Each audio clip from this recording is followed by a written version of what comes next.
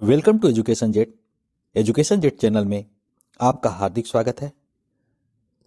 Science यानी विज्ञान की सीरीज चल रही है जो सभी competitive exams like super TET, TET, UP TET, जितने भी एग्जाम्स होते हैं, एसएससी, पेट, सबके लिए बहुत ही इंपॉर्टेंट है और इसे बहुत ही बेसिक से डिज़ाइन किया गया है जो यूट्यूब में आप फर्स्ट टाइम देखेंगे, जो छोटी छोटी चीज़ों को भी कवर किया गया है।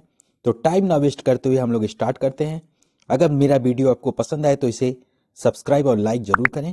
तो हम लोग स्टार्ट करते हैं मापन एवं गति। तो सबसे पहले हम देखते हैं राशि क्या होती है। तो राशि क्या होती है? जिसे संख्या के रूप में हम व्यक्त कर सकते हैं। तो जिस चीज को हम संख्या के रूप में व्यक्त कर सकते हैं उसे हम राशि बोलते हैं। जैसे क्या है? रुपया। जैसे क्या है? हमारा जनसंख्या, दूरी, लंबाई, रुपए, ये सब क्या है? ये सब राशियां हैं। इनको हम राशि बोलते हैं क्योंकि इसको अगर हम 10 रुपीज बोलते हैं तो इसका मतलब क्या? 10 रुपए की हम बात कर रहे हैं। तो ये सब क्या है? ये सब राशियां हैं। तो इन्हें हम राशियां कहते हैं। तो भौतिक राशियां क्या होती हैं?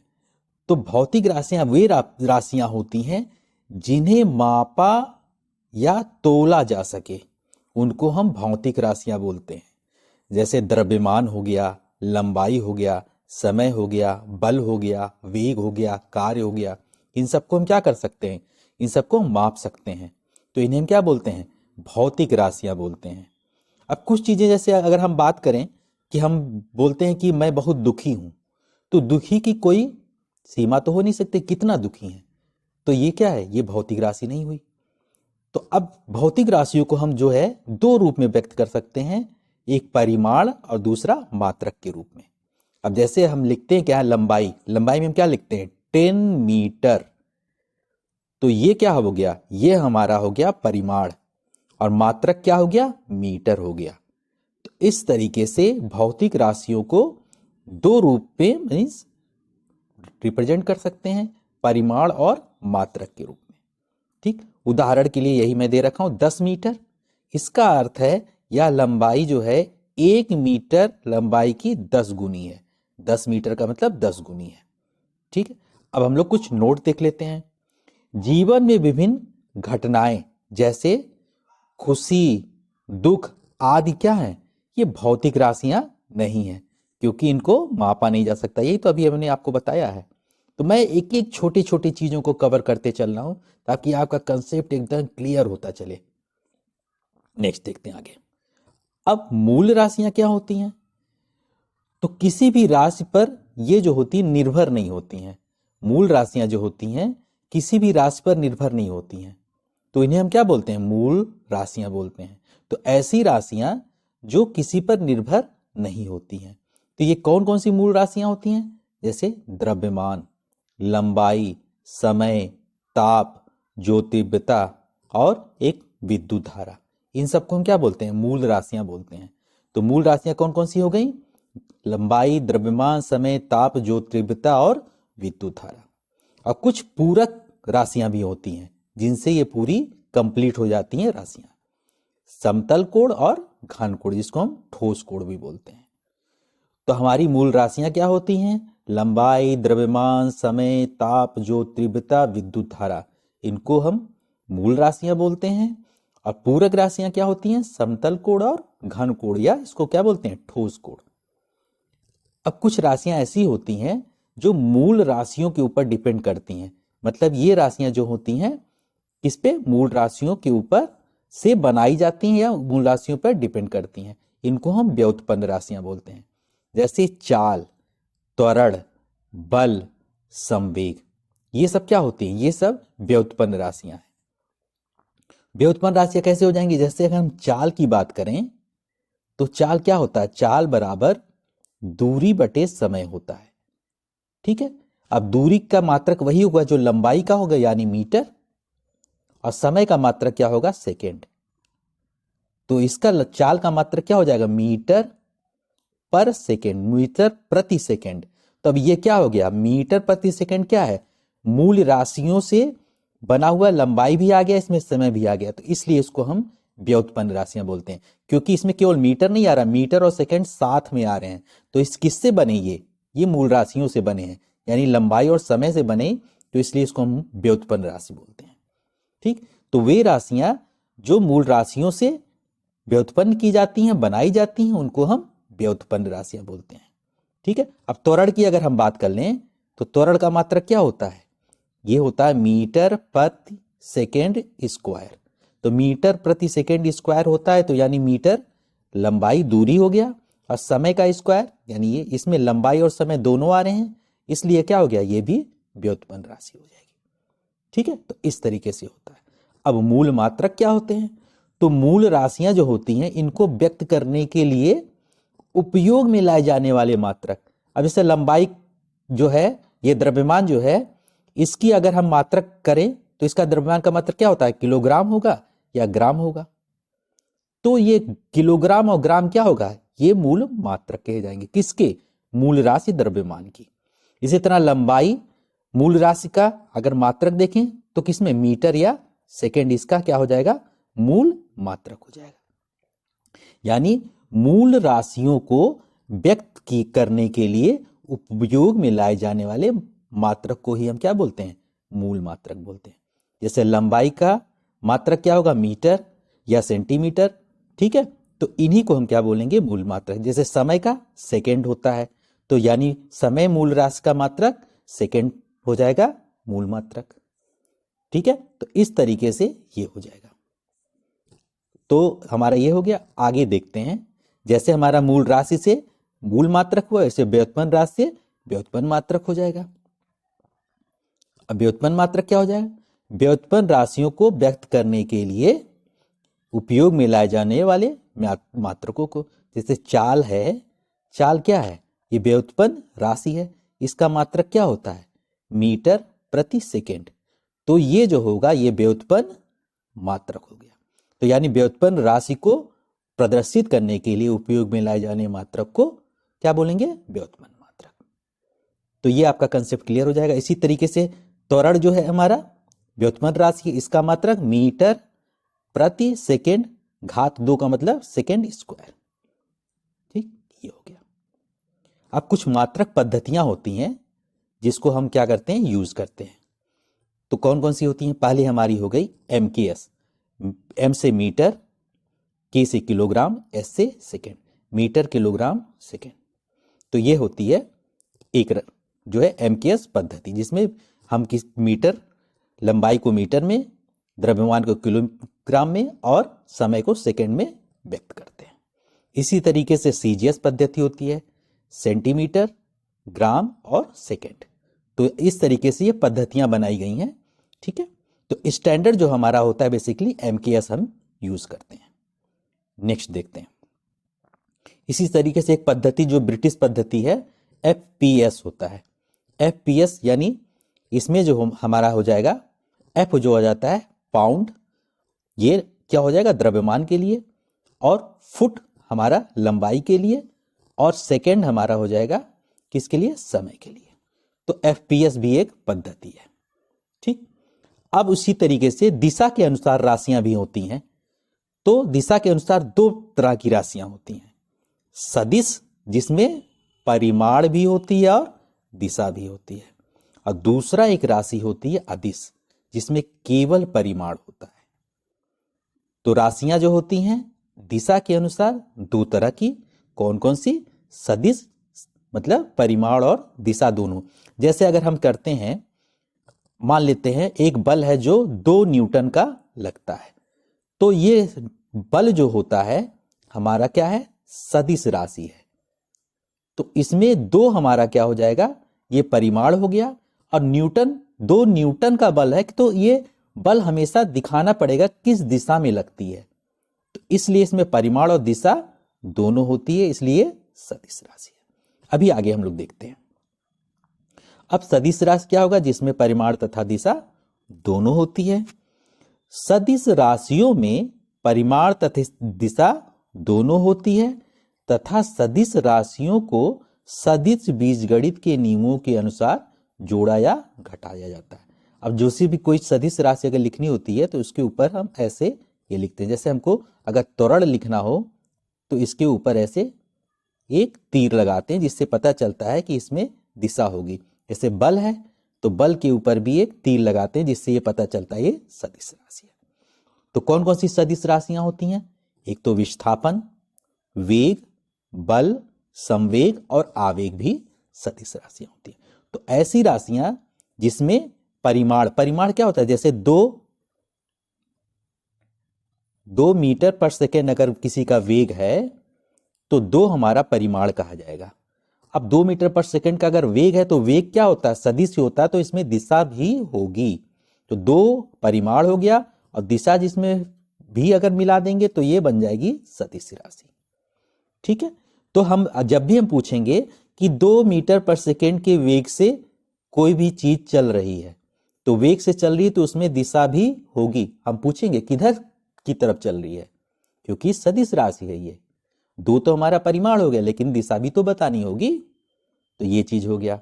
जैसे हम कहते हैं कि हमने 2 न्यूटन का बल लगाया, तो 2 हमारा तो परिमाण हो गया, लेकिन हमने 2 न्यूटन का बल किस दिशा में लगाया? क्योंकि ये सदिश राशि है तो हमें दिशा भी बतानी होगी। अदिश राशि में केवल परिमाण होता है, इसमें दिशा की कोई जरूरत नहीं। हमने बोल दिया कि जैसे कि कोई भी हम अगर बात करते हैं चाल की, तो हमने बोला किसी भी वस्तु की चाल मीटर पर सेकेंड 2 मीटर पर सेकेंड है, तो हम बस ये कहेंगे कि 2 हमारा परिमाण बस हो गया। किस दिशा में हम बात नहीं करेंगे, क्योंकि जैसे ही दिशा की बात करेंगे ये चाल किस में बदल जाएगा? वेग कहा जाएगा। तो चाल और वेग क्या होते हैं? दोनों में यही तो डिफरेंस होता है। चाल हमारा अदिश राशि होता है, वेग हमारा सदिश राशि होता है। चाल जो होता है दूरी बटे समय से निकलता है, और वेग हमारा जो होता है विस्थापन बटे समय से निकलता है। तो यही दोनों में डिफरेंस है। ठीक है, तो जैसे लंबाई, समय, कार्य, ऊर्जा, ये सब क्या होते हैं? अदिश राशियां होती हैं, कि केवल इसमें परिमाण पाया जाता है। तो ये हमारा ये कंसेप्ट हो गया। आगे देखते हैं हम लोग। अब हमारा गति शुरू होता है। तो किसी भी वस्तु को हम गति में कब कहेंगे? जब उसका स्थान, जैसे मान लिया एक वस्तु यहां है और 1 सेकंड के बाद ये यहां पहुंच गया और 1 सेकंड के बाद यहां पहुंच गया। तो जब किसी वस्तु का स्थान जो है समय के साथ साथ 1 सेकंड में यहां था, 1 सेकंड में यहां, समय के साथ साथ बदलता रहता है, तो हम कहेंगे वस्तु क्या है? गति की अवस्था में। अब वस्तु क्या है? 1 सेकंड में यहीं था, फिर यहीं पे रह गया, तो हम कहेंगे वस्तु जो है अपना स्थान नहीं बदला, यानी इस समय ये विरामावस्था में है, रुका हुआ है। ठीक है, तो हम कहेंगे अगर किसी वस्तु की स्थिति समय के साथ साथ परिवर्तित होती है तो कहा जाता है वस्तु क्या है? गतिमान है। अब बस कुछ समय पे यहां था, कुछ समय पे वहां पहुंच गया, कुछ समय पे यहां पहुंच गया, तो हम कहेंगे क्या? वस्तु गतिशील है। अगर वस्तु की समय के सापेक्ष जो है उसकी स्थिति ना बदले तो हम कहेंगे विराम है। ठीक है, तो ये हो गया। इसको हम कैसे बोलेंगे? अब a body is said to be in motion if its position changes with respect to time. Time के रिस्पेक्ट में अगर इसका पोजीशन बदलता है तो हम कहेंगे बॉडी जो है मोशन में है, यानी गति में है। ठीक, अब देखते हैं गति के प्रकार। अब एक समान गति होता है जिसको हम बोलते हैं यूनिफॉर्म मोशन। तो यूनिफॉर्म मोशन होता क्या है? बेसिकली अगर मान लिया कोई वस्तु है 1 सेकेंड में 2 मीटर चलता है, तो अगले 1 सेकेंड में अगर वह 2 मीटर ही चलता है, फिर अगले 1 सेकेंड में 2 मीटर ही चलता है, मीन्स क्या है?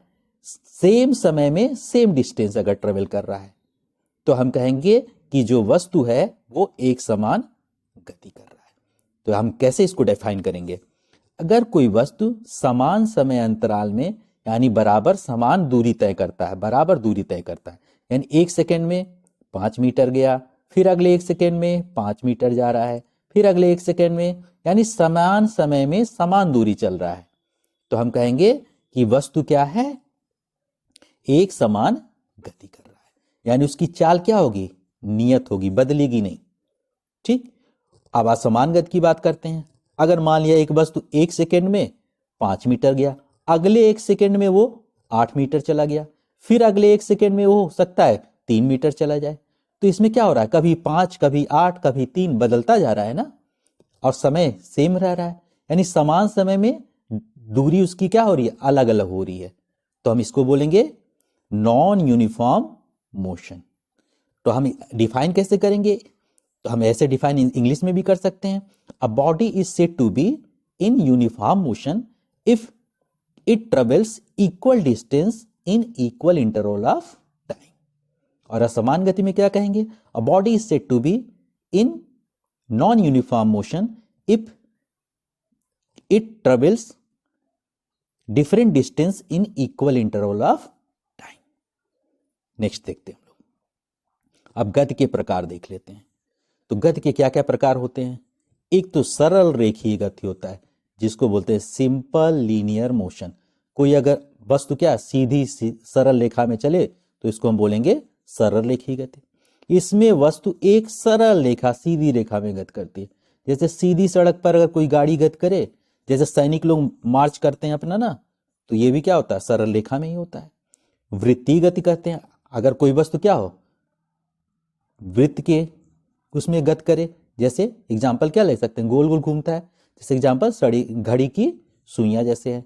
पंखे का चलना, पंखा भी गोल गोल घूमता है, घड़ी की सुई भी गोल गोल घूमती है। तो ये सब हो गए। आवर्ती गति क्या होता है?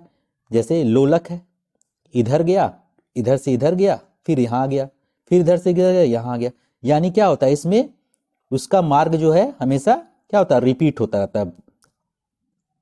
तो इसमें क्या होता है? अपने स्थान से फिर चलता है, फिर वापस वहीं आ जाता है। इसमें गति करती हुई वस्तु पुनः अपनी जगह पे वापस आ जाती है। जैसे घड़ी का लोलक। घड़ी का लोलक कैसे होता है? ऐसे हो गया, ये यहाँ चला, फिर यहाँ आ गया, फिर यहाँ चलेगा, फिर यहाँ आ जाएगा। तो ये घड़ी का लोलक हो गया। और जैसे झूला भी होता है, इधर गया, फिर यहाँ आता है, फिर यहाँ जाता है, फिर यहाँ आता है, फिर यहाँ जाता है। तो झूले की गति भी ऐसे होता है।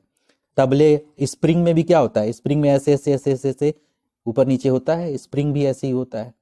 गिटार का जो होता है स्प्रिंग होता है, तार, ये सब क्या होते हैं? ये सब आवर्ती गति को बताते हैं। ठीक है, नेक्स्ट देखते हैं।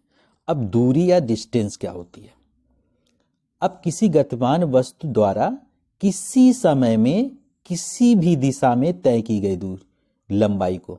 अब जैसे कोई है, एक ए बिंदु से कोई वस्तु है, यहाँ से यहाँ, यहाँ से यहाँ, यहाँ से यहाँ, यहाँ से यहाँ गया, यहाँ पहुँच गया, बी पे पहुँच गया। तो इसकी दूरी निकालनी हो तो इसको, इस दूरी को प्लस इस दूरी को, सबको हम क्या करेंगे? जोड़ते जाएंगे। जैसे मान लिया एक वस्तु ए से चला 5 मीटर, ये चला, फिर 4 मीटर चला, फिर 2 मीटर चला, फिर 3 मीटर चला, यहाँ पहुँच गया बी पे। अब इसकी क्या कर रहे हैं? दूरी निकालनी। तो 5 ये जुड़ेगा किसके साथ? 4, फिर 2, फिर 3, सब आपस में क्या हो जाएंगे? जुड़ जाएंगे। तो इसको हम क्या बोल देंगे? दूरी। ये किसी भी दिशा में तय की गई, ठीक है, लंबाई, तो ये दूरी हो जाती है। ठीक है, तो दूरी क्या होती है? ये अदिश राशि होती है। इसमें क्या होता है? दिशा नहीं होता। इसमें दिशा की बात नहीं कर रहा ना, किसी भी दिशा में। दूरी का मात्रक क्या होगा? वही जो होगा जो लंबाई का मात्रक होगा। दूरी भी क्या है? लंबाई के रूप में ही तो करते हैं, या तो किलोमीटर होगा, या मीटर होगा, या सेंटीमीटर होगा, यही इसकी हो सकती है दूरी। ठीक है, तो एक चीज आपको और ध्यान से मैं बता देता हूं, जब भी हम किसको मैप में दिखाते हैं, क्योंकि इससे कोई रिलेटेड क्वेश्चन होता, तो ये हमारा होता है नॉर्थ, पूरब, north south, sorry east west north south. East होता है हमारा पूर्व पश्चिम उत्तर दक्षिण, ये हो जाता है ईस्ट वेस्ट नॉर्थ साउथ। तो जब भी आप दिखाएंगे, अगर कहेंगे कोई ऑब्जेक्ट जो है पूरब की तरफ 3 मीटर चला, तो आप इधर 3 मीटर दिखाएंगे, यहाँ से ए पॉइंट से 3 मीटर यहाँ। फिर उत्तर चला 2 मीटर, 2 मीटर उत्तर चला, तो उसकी दूरी बताइए। तो 3 2 5 मीटर, यानी यहाँ बी पे अगर पहुंचा 5 मीटर। ठीक है, तो इस तरीके से निकाली जाती है। अब विस्थापन की बात करते हैं। विस्थापन जो होता है, किसी वस्तु की अंतिम तथा प्रारंभिक स्थितियों की बीच की दूरी को विस्थापन कहते हैं। ठीक है, अब मान लिया कोई वस्तु जो है ए 5 मीटर यहां से बी पे चला, फिर 3 मीटर यहां चला, तो अगर इसका हमको सी पे पहुंच गया, इसकी दूरी निकालनी हो, ठीक है, तो दूरी क्या हो जाएगा? 5 ये चला, 5 और प्लस 3, 5 और 3 8 हो जाएंगे, 5 और 3 8। लेकिन अगर इसका विस्थापन निकालना हो तो अंतिम पोजीशन क्या है, यहाँ है, और प्रारंभिक पोजीशन यहाँ है, दोनों के बीच की दूरी होगी। इसमें देखना है फाइनल और इनिशियल पोजीशन, इसकी जो दूरी होगी यही इसका विस्थापन हो जाएगा। लेकिन दूरी के केस में इनको बस क्या करना होगा, पूरे जितना भी डिस्टेंस चलेगा सबको, जितनी लंबाई, सबको जोड़ते जाना है। ठीक है, तो विस्थापन और दूरी में यही डिफरेंस है। और विस्थापन क्या होता है, एक सदिश राशि होती है, और इसका मात्रक वही होगा जो दूरी का मात्रक होगा, सब वही होंगे। और एक चीज आपको ध्यान देने वाली बात ये भी मैं बता दे रहा हूं कि एक पाइथागोरस थ्योरम होता है जो समकोण त्रिभुज में लगता है। ये विस्थापन वाले केस में बहुत ज्यादा यूज होता है। जैसे ए बी सी एक त्रिभुज है, तो 90 के सामने पाइथागोरस थ्योरम किस में लगता है, समकोण त्रिभुज में। समकोण त्रिभुज किसको बोलते हैं, जिसका एक कोण 90 अंश का हो, और 90 के सामने वाली भुजा को बोलते हैं कर्ण, जिसको इंग्लिश में हाइपोटेन्यूज। और नीचे वाली भुजा क्या हो जाती है, इसको आधार बोलते हैं, आधार, और इसको बोलते हैं लंब। लंब यानी परपेंडिकुलर, परपेंडिकुलर, बेस और ये हाइपोटेन्यूज। और इन तीनों में क्या होता, एक रिलेशन होता है। रिलेशन क्या होता है, कर्ण का स्क्वायर बराबर लंब का स्क्वायर धन आधार का स्क्वायर, यानी hypotenuse square is equal to perpendicular square plus base square. तो इस तरीके से जो है ये करते हैं। अब जैसे एक क्वेश्चन में करता हूं कि कोई वस्तु जो है पूर्व की तरफ 3 मीटर चला, 3 मीटर, मान लिया ए से 3 मीटर और बी पर पहुंच गया। फिर वो उत्तर की तरफ, उत्तर क्या होता है, ऊपर की तरफ, उत्तर की तरफ 4 मीटर चला, ठीक है, तो मान लिया सी पे पहुंच गया। तो वो कितनी दूरी चला, तो दूरी के लिए क्या होगा, 4 और 3 को हम ऐड कर देंगे, यानी वो 7 मीटर चला। अब पूछ रहा है इसका विस्थापन बताओ, तो अंतिम पोजीशन कहाँ है, यहाँ पे है, और प्रारंभिक पोजीशन यहाँ, ये यानी इसके बीच की ये दूरी। अब हमने बताया ना, इसमें पाइथागोरस थ्योरम लगा देंगे। 90 के सामने ये कर्ण बन गया, तो कर्ण का स्क्वायर हमको नहीं पता है, ए सी स्क्वायर हमने लिख लिया। यहाँ पे कर लेता हूँ ए सी स्क्वायर, ये कर्ण का स्क्वायर बराबर लंब का स्क्वायर, यानी 4 का स्क्वायर प्लस आधार का स्क्वायर 3 का स्क्वायर। तो इससे क्या हो जाएगा, ए सी स्क्वायर इज इक्वल टू 4 का स्क्वायर कितना होता है 16, 4 चौका 16, और इसका स्क्वायर कितना हो जाएगा 3 का स्क्वायर 9 हो गया। तो ये क्या हो जाएगा 16 9 कितना हो जाएगा 16 9 25। तो यानी मिल क्या गया हमें, ए सी स्क्वायर इज इक्वल टू 25। तो ए सी बराबर क्या हो जाएगा, जब इधर स्क्वायर हटता है तो ये स्क्वायर रूट में आ जाती है वैल्यू, तो रूट में 25। और 25 का स्क्वायर रूट क्या होता है, 25 को अगर लिखें 5 गुणे 5 और एक इसमें से बाहर ले लेते हैं, यानी 5 मीटर। तो वो जो क्वेश्चन हमारा बना था, तो ये क्या था, यहां से यहां गया, यहां से यहां 4 और 3 या 3 और 4 जो भी था, ये 5 मीटर निकल गया। तो इसका विस्थापन क्या निकल गया 5 मीटर। तो इस तरीके से पाइथागोरस थ्योरम का बहुत जगह यूज होता है, तो आप लोग उसको याद रखें। अब नोट देख लीजिए, दूरी हमेशा क्या होती है, धनात्मक होती है, दूरी कभी भी ऋणात्मक नहीं होगी। सदिश और अदिश राशि का यही तो कंसेप्ट है। सदिश राशि जो होती है वो ऋणात्मक भी हो सकती है, शून्य भी हो सकती है, लेकिन इसमें क्या होता, नहीं होता ऐसा। अब इसमें ये ऋणात्मक शून्य नहीं होती, कौन सी, दूरी, जबकि विस्थापन धनात्मक भी हो सकता है, ऋणात्मक भी हो सकता है, शून्य भी हो। शून्य कब होगा, मान लिया कोई वस्तु है, यहां से यहां गया 5 मीटर, ए से बी गया 5 मीटर, और फिर बी से ए पे आ गया, तो प्रारंभिक और अंतिम पोजीशन क्या है, ए ही हो गई ना। यहां से यहां गया फिर यहीं आ गया, तो इसमें विस्थापन क्या हो जाएगा, 0, शून्य हो जाएगा। ठीक है, तो इस केस में विस्थापन शून्य हो जाएगा। तो ये चीज आप लोग ध्यान रखें। नेक्स्ट देखते हैं, चाल की बात करें तो चाल क्या होता है, किसी वस्तु द्वारा एकांक, एकांक मतलब 1 सेकेंड में या इकाई से समय में तय की गई दूरी को चाल बोलते हैं। तो चाल क्या होता है, ये अदिश राशि होती है। तो चाल बराबर क्या हो जाएगा, चाल बराबर दूरी बटे समय। एकांक मतलब बटे प्रति, एकांक का मतलब प्रति, तो दूरी बटे समय। तो चाल बराबर क्या हो गया, दूरी बटे समय। चाल को हम वी लेटर से यू लेटर से दिखाते हैं। तो v बराबर, और दूरी को s से हम दूरी दिखाते हैं। तो v बराबर क्या हो जाएगा, दूरी बटे समय, यानी s बटे t हो गया। अब इसका मात्रक देखिए, तो v बराबर s बटे t होता है, तो s दूरी है ना, तो दूरी का मात्रक क्या होता है, मीटर, और समय का मात्रक क्या होता है, सेकेंड। यानी क्या हो जाएगा इसका मात्रक, मीटर प्रति सेकेंड। दूरी का मात्रक मीटर तथा समय का मात्रक सेकेंड रखने पर, तो ये क्या हो जाएगा, चाल का मात्रक बराबर दूरी का मात्रक बटे समय का मात्रक। अर्थात दूरी की जगह पे हम मीटर और समय की जगह पे प्रति, ये प्रति होता है, बटे का मतलब प्रति सेकेंड। इसको पढ़ते कैसे हैं, मीटर प्रति सेकेंड, इंग्लिश में मीटर पर सेकेंड। ठीक है, तो आप लोग को एकदम बेसिक से चीजें मैं बता रहा हूं, तो आप लोग ध्यान से देखें। अब देखिए यहां पे वेग आ गया, तो वेग क्या होता है, जैसे ये चाल क्या होती है, अदिश होती है, वेग वही चीज सेम होता है, लेकिन ये सदिश होता है। इसमें क्या होता है, इसमें विस्थापन बटे समय होता है, इसमें क्या होता है, दूरी बटे समय होता है। तो किसी वस्तु द्वारा इकाई समय में किसी निश्चित दिशा आ गया, इसमें क्या हो गया, इकाई समय में चली गई दूरी, बस निश्चित दिशा, जब निश्चित दिशा की बात करेंगे तो वो विस्थापन बन जाएगा। तो निश्चित दिशा में तय की गई दूरी को उस वस्तु का वेग कहते हैं। ठीक है, अर्थात किसी वस्तु द्वारा एकांक या इकाई समय में किए गए विस्थापन को, ठीक है, यानी किसी दिशा में इकाई समय में किए गए विस्थापन को उस वस्तु का वेग कहते हैं। और ये क्या होता है, सदिश राशि है, यानी ये धनात्मक भी हो सकती है, ऋणात्मक भी हो सकती है और शून्य भी हो सकती है। बताया ना, सदिश राशियां क्या होती हैं, ये पूरी इस पे डिपेंड करती हैं, दिशा पे। परिमाण तो होगा ही होगा, साथ में दिशा भी होगा। आगे देखते हैं हम लोग, तो अब इसका फार्मूला या सूत्र देखते हैं।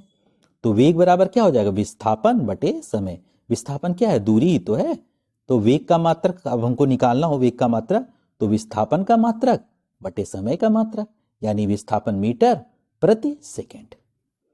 ठीक है, यानी इसको पढ़ेंगे कैसे, मीटर प्रति सेकेंड, मीटर पर सेकेंड।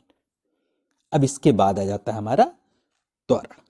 ठीक है, त्वरण क्या होता है, त्वरण जो होता है बेसिकली वेग परिवर्तन की दर को हम बोलते हैं।